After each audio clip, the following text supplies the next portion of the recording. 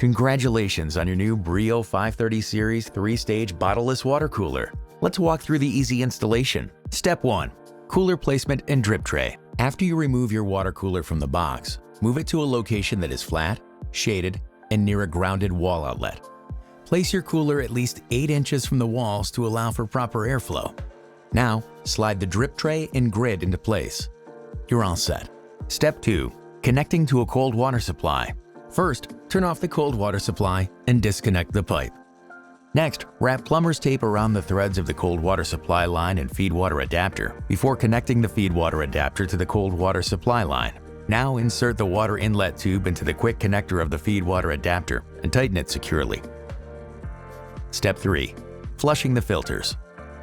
Start by connecting the filter housing to the filter by twisting clockwise.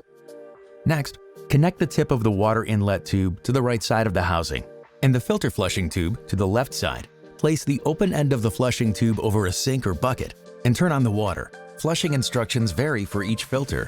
Follow chart for specific flushing instructions for all filters. Final steps. Open the cabinet door, locate the filter housings, and twist each filter into place. On the back of your cooler, find the safety plug and remove it.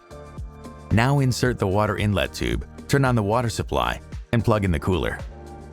Place a cup under the tap and dispense hot and cold water until the flow is steady. Next, locate the red heating and green cooling controls on the back of your cooler and switch both to on. That's it.